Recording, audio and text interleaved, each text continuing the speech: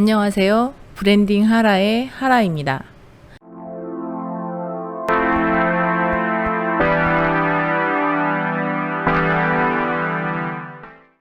디자이너 로드맵은 세계의 유명한 디자이너와 그들의 작품을 알아봄으로써 유명 디자인의 디자인 감각과 그들만의 디자인 철학에 대해서 알아가는 그런 콘텐츠입니다.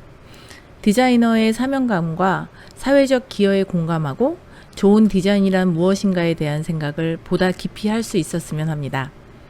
저희가 지난 영상에서 알아봤던 디자이너는 사람의 습관을 관찰하고 그 특성을 디자인에 녹여내는 슈퍼 미니멀리즘의 거장인 후카사와 나오토였습니다. 혹시 아직까지 보지 못하셨다면 아래 설명글에 링크를 남겨놓을 테니 참고해주세요. 그럼 이번 영상에서 소개할 디자이너를 소개할까 합니다. 전자제품, 음식, 음료, 실내 디자인, 건축 디자인을 망라해 전 세계 어디에서나 이 사람에 대한 디자인의 스타일을 우리는 쉽게 접할 수 있는데요.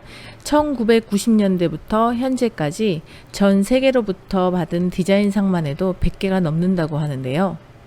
그는 세계 3대 디자이너이자 우리의 생활 곳곳에서 만날 수 있었던 개성 강하고 핑크색을 본인의 아이덴티티 컬러로 내세우고 있는 카림 라시드입니다.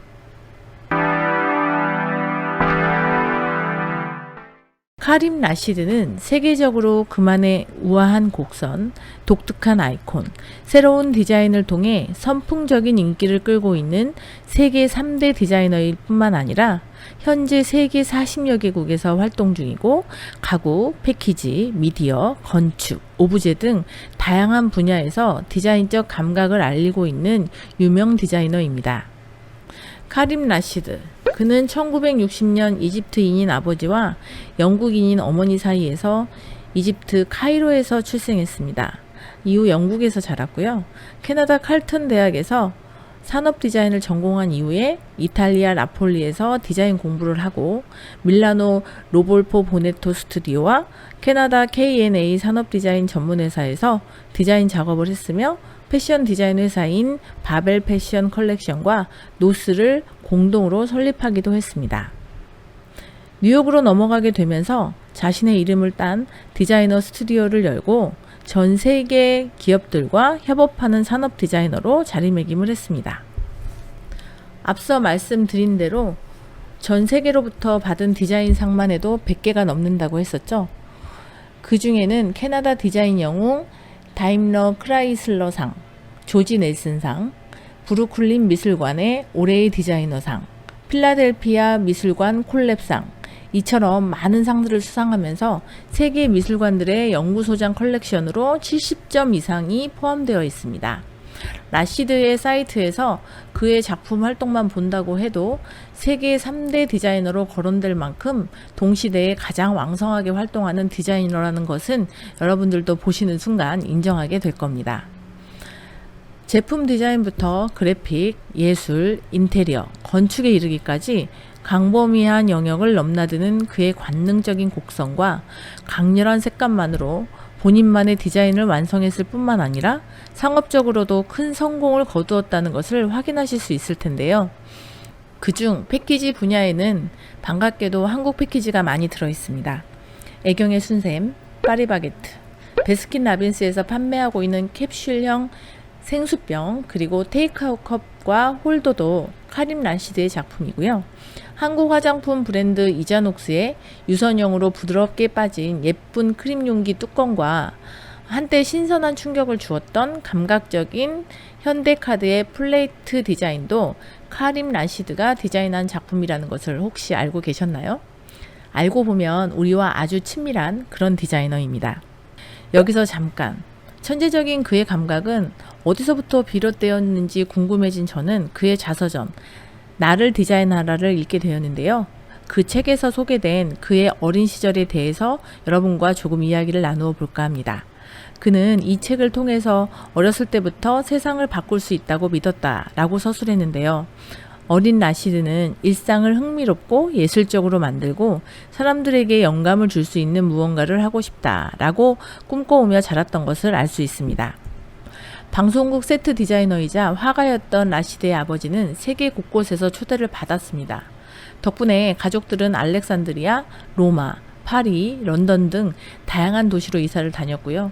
라시드는 눈과 귀를 열면 교실에서 배우는 것보다 훨씬 더 많은 것을 배울 것이라는 아버지의 철학에 따라서 온갖 박물관을 방문하고 거리를 돌아다니면서 건축물을 보며 감탄하며 자랐습니다.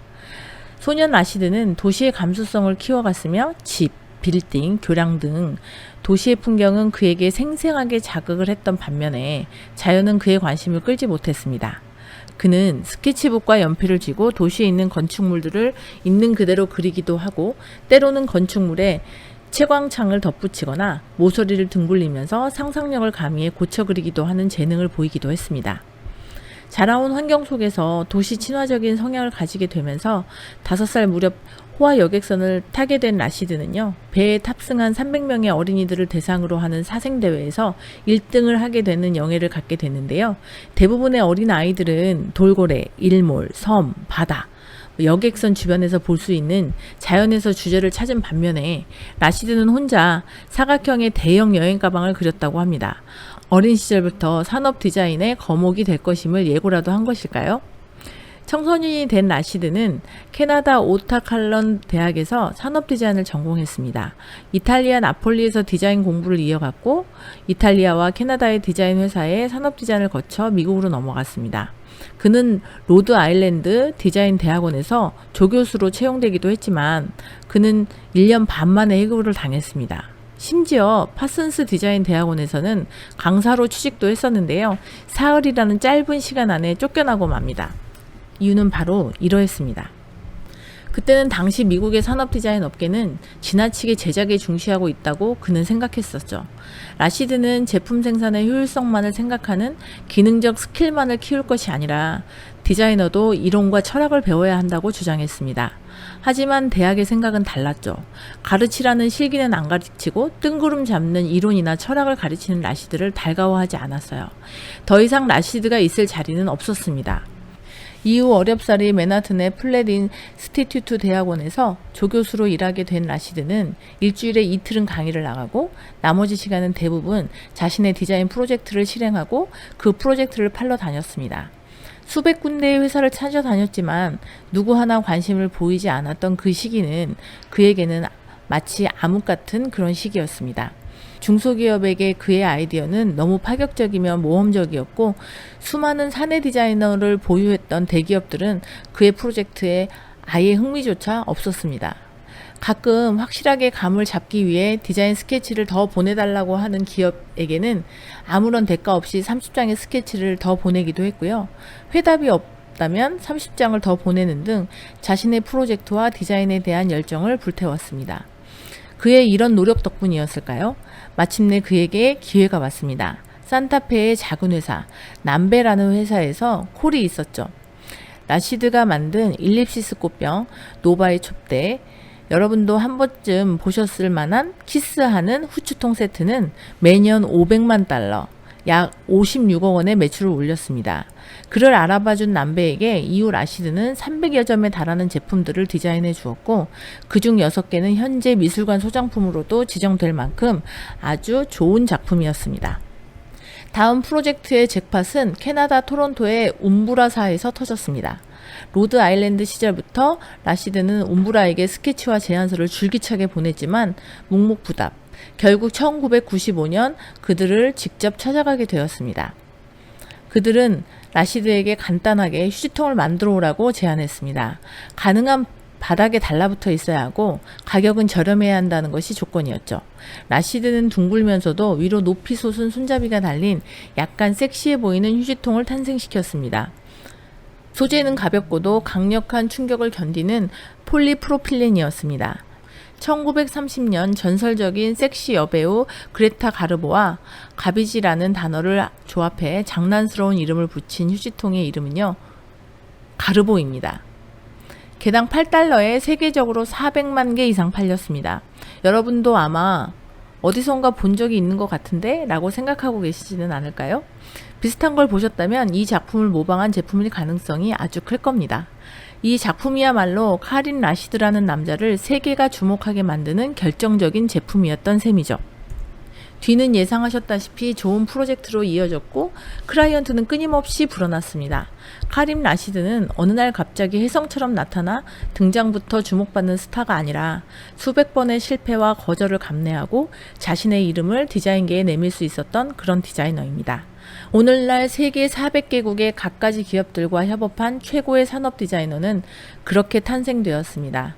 지난 영상에 나왔던 세계 거장 산업 디자이너인 필립 스탁 이후 가장 촉망받는 디자이너로 평가받고 있는 카림 라시드는 프랑스 특유의 세련미를 기본으로 유머러스한 작품을 선보이는 스탁과는 달리 사이버 오가닉풍의 미래지향적 디자인의 선두주자로 알려져 있습니다.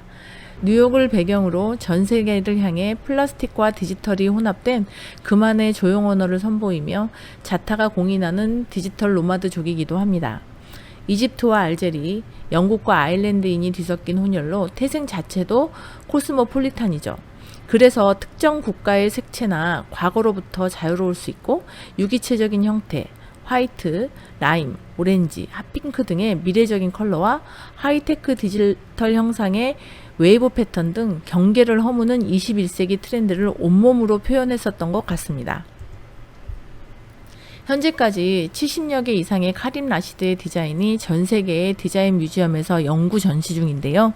그는 하나의 장르에 국한되지 않고 제품, 그래픽, 인테리어 등에서 전방위적인 활동을 보여줍니다. 특히 디자인 성향 자체가 패셔너블하기 때문에 많은 패션 기업에게서 현재 러브콜을 받고 있다고 합니다. 타미 힐피거의 듀오 향수인 원, 그리고 전 세계의 센세이션을 불러일으켰던 혁신적인 프라다의 뷰티 패키지, 이세이 미야케의 로디쉐이와 메이블린, 랄프 로렌, 이브생 노랑 등의 저명한 회사들의 프로젝트를 참여하면서 뷰티 패키지 분야에서 독보적인 위치를 차지하고 있습니다.